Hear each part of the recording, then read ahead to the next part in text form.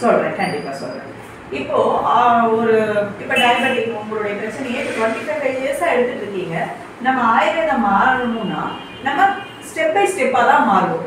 அதாவது மைல்டா நம்மளுடைய ஆயுர்வேத மெடிசன்ஸை ஸ்டார்ட் பண்ணுவோம். ஃபர்ஸ்ட் உங்களுடைய ஃபாஸ்டிங் ரீடிங், பிபி ஆஃப்டர் ஃபுட்டோட ரீடிங் என்னன்றதை பார்த்துட்டு நீங்க என்ன மெடிசன் எடுத்துட்டு இருக்கீங்க, என்ன பவர்ல எடுத்துட்டு இருக்கீங்கிறத பார்த்துட்டு அதை அனுசரிச்சு நம்மளுடைய மெடிசனை கொடுக்குறோம். கொடுக்கும்போது உங்களுக்கு இயற்கையாவே ஹையாவே இருக்கு அப்படின்னா நம்ம மெடிசன் அப்படியே கொடுப்போம். இல்ல நீங்க நார்மலா மெயின்டைன் பண்ணிட்டு இருக்கீங்கன்னு வச்சுக்கோங்களேன். அப்ப என்ன பண்ணுவோம்னா உங்களுடைய டோஸ் அலோபதிக் டோசேஜ்ல அது கூடயே ஃபர்ஸ்ட் 15 டேஸ் கொடுப்போம். அப்புறமா கொஞ்சம் அலோபதியோட டோசேஜை கொஞ்சம் குறைச்சிட்டு நம்மள அப்படியே கொடுப்போம். அப்புறம் மறுபடியும் செக் பண்ணி பார்ப்போம் 15 டேஸ்க்கு அப்புறம் எப்படி இருக்கு, அது பேலன்ஸ்டா தான் இருக்கா. அப்படிதான் 15 டேஸா நம்ம செக் பண்ணினா ஓரளவுக்கு அதுல இருந்து அப்படியே இது மாறும். நியர்லி நம்ம 3 to 5 months கூட எடுக்கலாம். ஆனா நம்ம அப்படி கிராஜுவலா பண்ணும்போது நம்மளுக்கு எந்த சைடு எஃபெக்ட்ஸும் வராது, தைரியமா எடுக்கலாம். அதே சமயத்துல அலோபதியை கம்ப்ளீட்டா விட்டுட்டு ஆயுர்வேதம் வரக்கூடாது. உடனடியா எல்லாருக்குமே அது செட் ஆகாது. அப்புறம் திடீர்னு ஹை ஆயிடும், மேனேஜ் பண்றது கஷ்டம். அதனால நம்ம கிராஜுவலா தான் இப்படிதான் போகணும். அலோபதி மெடிசனும் ஆயுர்வேத மெடிசனும் ஒன்னா எடுக்கலாமான்னா எடுக்கலாம், தப்பு கிடையாது. 10 நிமிஷம் முன்ன பின்ன அதெல்லாம் ஒரு பெரிய பிரச்சனைகள் கிடையாது. இதை அலோபதி மருத்துவர்கள் ஒற்றுக்கொள்வார்களா அப்படிங்கிறது நமக்கு தெரியாது. ஆனா நம்ம கண்டிப்பா அதனால எந்த பிரச்சனையும் கிடையாது, தைரியமா எடுக்கலாம். அதே மாதிரி இப்போ சர்ஜரிக்கெல்லாம் போற வேண்டிய ஒரு சூழ்நிலை வரும்போது நீங்க ஆயுர்வேத மருந்து சாப்பிட்டு இருந்தா சில பெருந்தன்மையான அலோபதி டாக்டர்ஸ் பரவாயில்ல, நீங்க அது இப்போ ஸ்டாப் பண்ணிட்டு நீங்க அடுத்து போலான்னுவாங்க.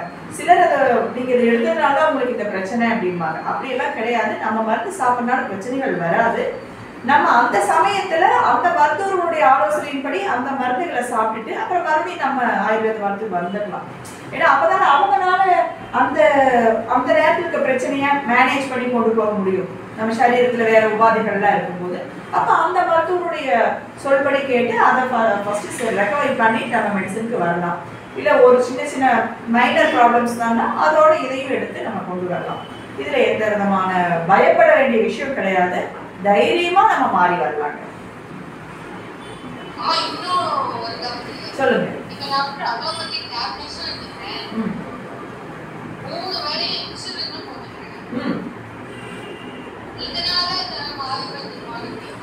முடியும். ஃபர்ஸ்ட் இன்சுலின் தான் குறைக்கணும். டேப்லெட் எடுத்து இன்சுலின் எடுத்தீங்கன்னா ஃபர்ஸ்ட் இன்சுலின் தான் நாங்க ஸ்டாப் பண்ணுவோம்.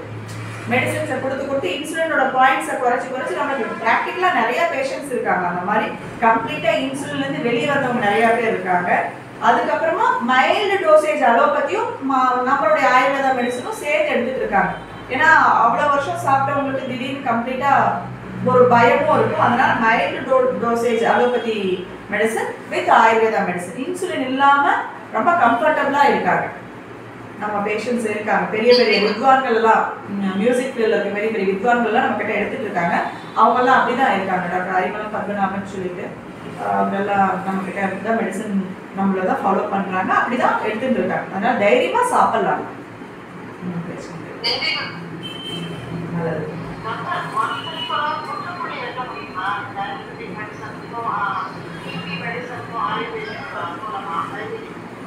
நம்ம லைஃப் ஸ்டைலோட சம்பந்தப்பட்டிருக்கிறோமா?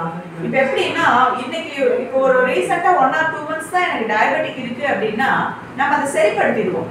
அது கொஞ்சம் சிலருக்கெல்லாம் செட் ஆயிடுது. சிலரெல்லாம் மெடிசன் எடுத்துட்டு அப்படியே ஸ்டாப் பண்ணிட்டாங்க. பிபி எல்லாம் அப்படியே சரியானவங்க எல்லாம் இருக்காங்க. பிரச்சனை அந்த அன்னைக்கு தலைவலி வர்ற அன்னைக்கு மட்டும் ஒரு செக் பண்ணி போட்டுப்பாங்க. அப்புறம் ஒன்றும் பிரச்சனை இல்லை. ஆனா ரொம்ப நாளா சாப்பிட்டவங்கள நம்ம லைஃப் ஸ்டைல் மாடுலேஷன் இருக்கும், ஸ்ட்ரெஸ் இருக்கும்.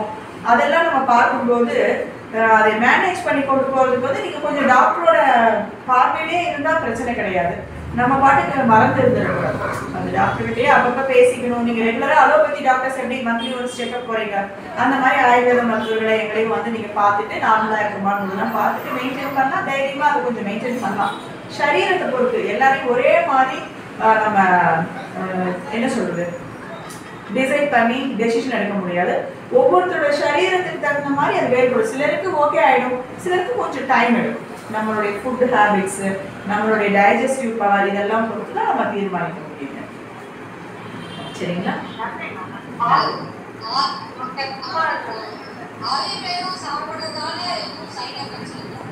வரவே வராது வராது. கலந்து சாப்பிட்டாலும் வராது, தனியா சாப்பிட்டாலும் வராது. நீங்க தைரியமா சாப்பிடலாம். நம்ம மருந்துகள் வந்து நேரடியா ரத்தத்துல கலக்கிறது கிடையாது. அது ஜீரணமாகி அதுக்கப்புறம் தான் அது வந்து சப்ளை ஆகுது நம்ம பாடிக்கு.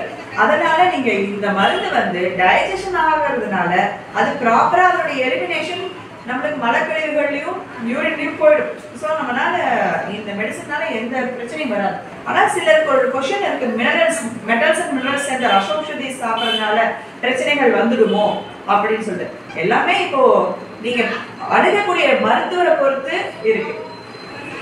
ப்ராப்பரா நல்ல ஞான உடையவர்களாக நம்ம பார்த்து எக்ஸ்பீரியன்ஸ் இருக்கா அதெல்லாம் பார்த்துட்டு நம்ம மருத்துவரை போகும்போது அவங்க நல்ல சர்டிஃபைடா சரியான முறையில தயாரான மருந்துகளை தான் தருவாங்க. அப்ப நீங்க தைரியமா சாப்பிட்டு சரியாகலாம்.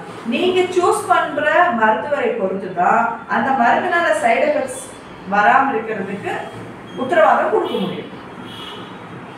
சரிங்களா? நான் சித்தா போலாம் ஒரு 6 மாசம் முன்னாடி பேசினேன். அவங்க சொன்னாங்க தாம்பரத்துல சித்தா ஹாஸ்பிட்டல் வந்து இருக்கு, நீங்க அவரை போய் கன்சல்ட் பண்ணிட்டு அப்புறம் நீங்க எதனா மாறணும்னா மாறிக்கோங்க. நல்லதுதான். தாம்பரத்துல தான் மருத்துவர்கள் நிறைய இருக்காங்க. சாய்ரா மெடிக்கல் காலேஜ் இருக்கு, நிறைய காலேஜஸ் சித்த மருத்துவர்கள் நிறைய இருக்கிற பகுதி தான் அது. அப்படி அணுகலாம், தப்பு கிடையாது. அதுதான் பெரிய மருத்துவமனைகள் எல்லாம் இருக்கிறதுனால நீங்க தைரியமா போய் அணுகலாம், தப்பு கிடையாது. சொல்லுங்க சொல்லுங்க. வணக்கம் சொல்லுங்க.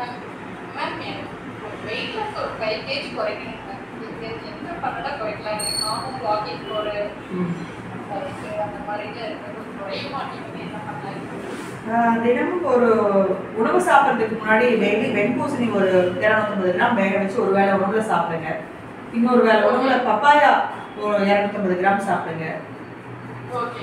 ஒரு நேரத்துல சாப்பாடு, இப்போ இட்லி சாப்பிட்றீங்கன்னா அதுக்கு முன்னாடி வெண்பூசணி சாப்பிடுங்க. ராத்திரிக்கு வேற ஏதோ சாப்பிட்றீங்கன்னா பப்பாயா சாப்பிடுங்க. உணவுல கொஞ்சம் பேலன்ஸ்டா இருங்க.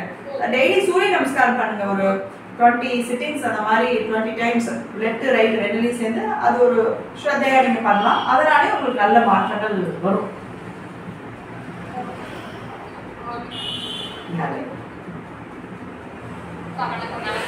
நல்லா இருக்கேம்மா, நீங்க எப்படி இருக்கீங்க?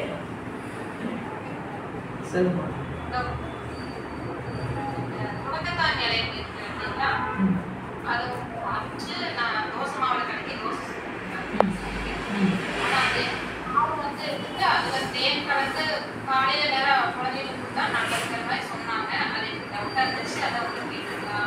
எதுக்காக நல்லதுன்னு சொன்னாங்க? அது என்ன பண்ணணும்னு சொன்னாங்க?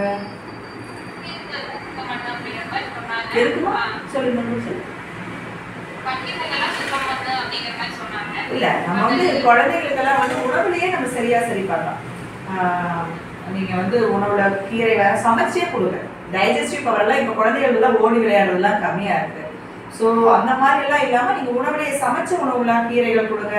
உங்களுக்கு கல்லெல்லாம் போனா வாழைத்தண்டு கொடுங்க. கண்ணுக்கு நல்லதுன்னா பொன்னாங்கண்ணி கீரை கொடுங்க, கரிசலாங்கண்ணி கீரை சமைச்சு கொடுங்க, எள்ளு உருண்டைகள் கொடுங்க. அந்த மாதிரி உணவுலயே நீங்க முடிஞ்ச அளவுக்கு குழந்தைகளுக்கு கொடுக்கறது ஆரோக்கியமா. நம்ம அந்த புதுசா சாரெல்லாம் ட்ரை பண்ணி கொடுக்குற அளவுக்கு குழந்தைகள் ஆரோக்கிய குறைபாடோட கிடையாது. அவங்க நார்மலாவே வளரட்டும். அவங்களுக்கு டேஸ்டியா கொடுங்க. தோசையா கொடுக்கலாம், தப்பு கிடையாது. அடிக்கடி வருங்க எனக்கு புதிகால். ஒரு சிலர் பக்கத்துல சொன்னதை வச்சுட்டு அந்த செங்கல் சூடு பண்ணி அது மேல இயற்கை இலையை துணிட்டு அந்த வாட்டி வச்சு புதிகால் வச்சு எனக்கு சரியாயிருந்தாங்க. அது மாதிரி பண்ணி சரியும் ஆச்சு. பட் அதுக்கு மற்றது என்ன அது அது வந்து நம்மளுடைய யூரிக் ஆசிட் லெவல் கொஞ்சம் முன்ன பின்ன இருந்தால் வரும்.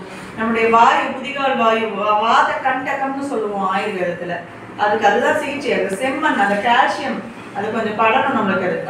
அதுதான் ட்ரீட்மெண்ட். சாஸ்திரமே அப்படிதான் சொல்லும்.